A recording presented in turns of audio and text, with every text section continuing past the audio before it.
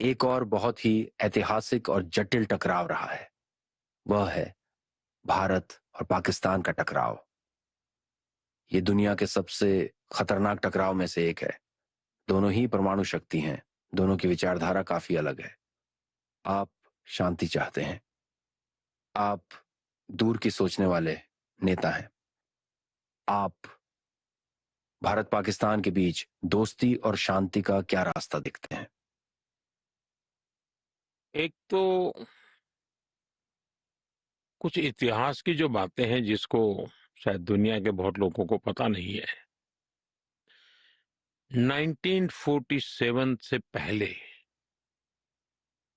आजादी की लड़ाई सब लोग कंधे से कंधा मिलाकर के लड़ रहे थे।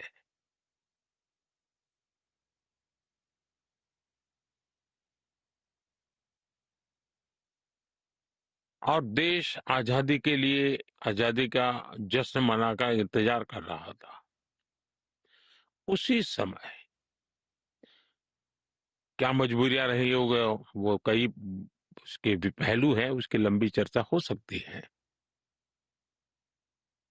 लेकिन उस समय जो भी नीति निर्धारक लोग थे उन्होंने भारत के विभाजन को स्वीकार किया और मुसलमानों को उनका अलग देश चाहिए तो भाई दे दो, ऐसा। और भारत के लोगों ने सीने पे पत्थर रख के बड़ी पीड़ा के साथ इसको भी मान लिया। लेकिन माना तो उसका परिणाम ही उसी समय ये आया कि लाखों लोग, कत्लेआम चला। पाकिस्तान से ट्रेनें भर भर करके लहूलुहान और लोग और लाशें आने लगी। बड़ा डरावना दृश्य था। उन्होंने अपना पाने के बाद उनको लगना चाहिए था कि चलो भाई हमें हमारा मिल गया, भारत को लोगों ने दे दिया है, भारत का धन्यवाद करें, हम सुख से जिए। उसके बजाय उन्होंने लगातार भारत से संघर्ष का रास्ता चुना। अब प्रॉक्सी वॉर चल रहा है। अब ये कोई आइडियोलॉजी नहीं है। आइडियोलॉजी ऐसी थोड़ी होती है, लोगों को मारो काटो, टेररिस्टों को एक्सपोर्ट करने का काम चल रहा है। और सिर्फ हमारे साथ ही नहीं, अब दुनिया में कहीं पर भी टेररिस्ट की घटना घटती है तो कहीं न कहीं सूत्र पाकिस्तान जाकर के अटकते हैं। अब देखिए 9/11 इतनी बड़ी घटना घटी अमेरिका में, उसका मेन जो सूत्रधार था ओसामा बिन लादेन, वो आखिर में कहां से मिला? पाकिस्तान में ही शरण लेके बैठा था। तो दुनिया पहचान गई है कि ये प्रकार से आतंकवादी प्रवृत्ति, आतंकवादी मानसिकता, और वो सिर्फ भारत ही नहीं दुनिया भर के लिए परेशानी का केंद्र बन चुका है। और हम लगातार उनको कहते रहे हैं कि इस रास्ते से किसका भला होगा, आप आतंकवाद के रास्ते को छोड़ दीजिए, ये स्टेट स्पॉन्सर्ड टेररिज्म जो है वो बंद होना चाहिए, नॉन स्टेट एक्टरों के हाथ में सब छोड़ दिया है, क्या होगा फायदा। और इसकी शांति के प्रयासों के लिए मैं खुद लाहौर चला गया था।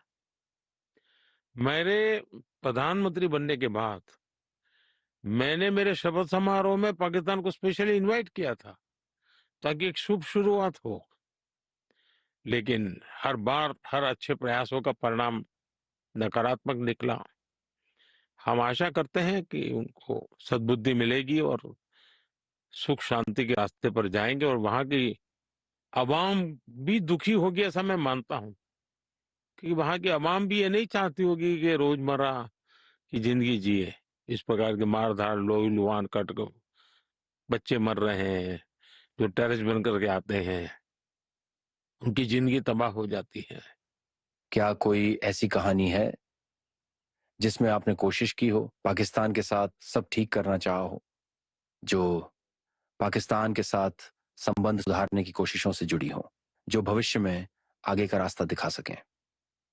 पहली बात है कि संबंध सुधारने की सबसे बड़ा ब्रेक थ्रू था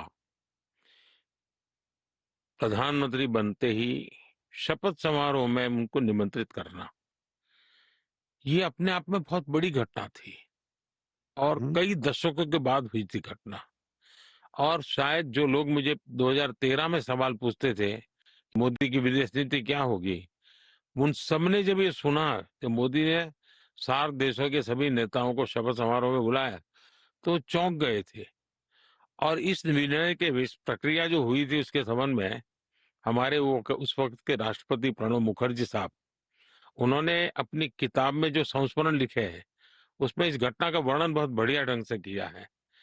और सचमुच में भारत की विदेश नीति कितनी स्पष्ट है और कितनी आत्मविश्वास से भरी है उसके दर्शन हो चुके थे। और भारत शांति के प्रति कितना प्रतिबद्ध है उसका संदेश दुनिया के सामने साफ साफ गया था, लेकिन परिणाम सही नहीं मिले।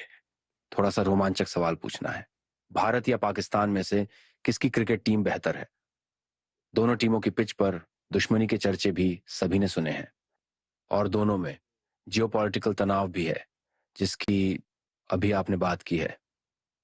स्पोर्ट्स, खासकर क्रिकेट और फुटबॉल, देशों के बीच बेहतर संबंध बनाने और आपसी सहयोग बढ़ाने में कैसी भूमिका निभाते हैं? वैसे जो स्पोर्ट्स हैं वो पूरे दुनिया में ऊर्जा भरने का काम करते हैं। स्पोर्ट्समैन स्पिरिट दुनिया के अंदर जोड़ने का काम करते हैं। तो मैं स्पोर्ट्स को तो बदनाम होते देखना नहीं चाहूंगा। स्पोर्ट्स को मैं बहुत मानव की विकास यात्रा का अत्यंत महत्वपूर्ण और खेलदिल एक रूप में हमेशा समझता हूं। दूसरा विषय है कि कौन अच्छा कौन बुरा, अगर खेल की टेक्निक के संबंध में कहे तो मैं इसका एक्सपर्ट नहीं हूं। तो टेक्निक जो लोग जानते होंगे वही बता सकते हैं कि किसका खेल अच्छा और कौन खिलाड़ी अच्छे।